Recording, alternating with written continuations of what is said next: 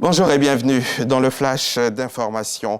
On démarre ces 5 minutes d'information par le lancement de la phase 3 du projet C2D Emploi pour 100 000 jeunes en Côte d'Ivoire. C'était en présence du Premier ministre Robert Mambé-Begré. Le projet est doté d'une enveloppe de 51,6 milliards de francs CFA au profit de 81 420 jeunes. Il a pour objet de soutenir et amplifier les dispositifs existants d'accompagnement des jeunes vers l'emploi en Côte d'Ivoire. Il est piloté par le ministère de la Promotion de la Jeunesse, de l'Insertion professionnelle et du Service civique. D'autres précisions avec Alexis Ouedraogo dans le 13h. Comment améliorer la gouvernance des entreprises publiques? Une des solutions du ministre du Patrimoine, du portefeuille de l'État et des entreprises publiques, Moussa Sanogo, est de renforcer le rôle des experts comptables. Les deux parties ont échangé récemment sur les modalités pratiques et opérationnelles de cette collaboration. Il s'agit à terme d'éviter les déperditions des ressources financières de l'État. Lansine Bakayoko. Dans les réformes engagées pour améliorer la gouvernance des entreprises publiques, l'on observe la contribution de plus en plus marquée des experts comptables. En plus des travaux effectués par vos soins dans le cadre du commissariat aux comptes, votre contribution a été renforcée ces dernières années avec la mise en œuvre du principe de modulation des audits. Dorénavant, aucune entreprise publique ne peut rester plus de 3 ans, au moins sans subir un audit. La proportion des entreprises publiques dont les comptes sont approuvés dans les délais légaux est passée de 53% en 2020 à 69% en 2022.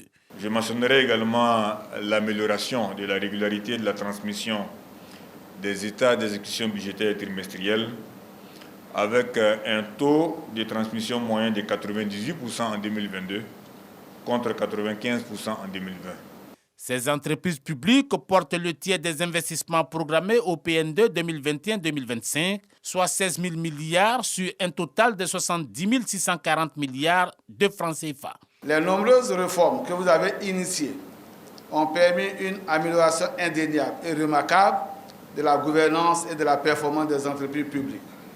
On peut citer entre autres la réforme du cadre juridique, la professionnalisation de la fonction d'administrateur des entreprises publiques à travers le programme de certification de nos administrateurs. Malgré ce tableau encourageant, les experts comptables relèvent des difficultés liées, entre autres, au retard dans la dématérialisation des tâches et au manque de cartographie des entreprises. La journée mondiale de l'alimentation est célébrée chaque année dans le monde entier le 16 octobre sous l'égide de la FAO, l'Organisation des Nations Unies pour l'alimentation et l'agriculture.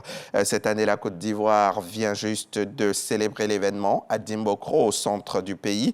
Occasion pour le ministre Kobena Kwasi Adjoumani d'exhorter les populations rurales à la bonne utilisation des eaux naturelles, car c'est ce qui garantit de meilleurs résultats des cultures agricoles. Reportage Charles Tatou à suivre dans le 13h. Les pays de la communauté d'Afrique de l'Est étaient réunis en sommet en Tanzanie à Arusha ce vendredi 24 novembre. Parmi les chefs d'État présents, il y avait la Tanzanienne Samia Suluhu, Salva Kiir du Soudan du Sud qui prend la tête de l'organisation et succède au Burundais Evariste Ndayishimiye.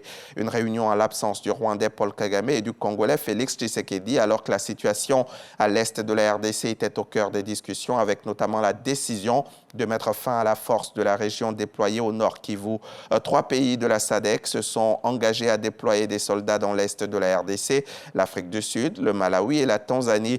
Ce dernier n'avait pourtant pas envoyé de militaires il y a plus d'1 an dans le cadre de l'EAC. Et autre décision de ce sommet, l'adhésion de la Somalie à l'organisation dont elle devient le 8e État membre.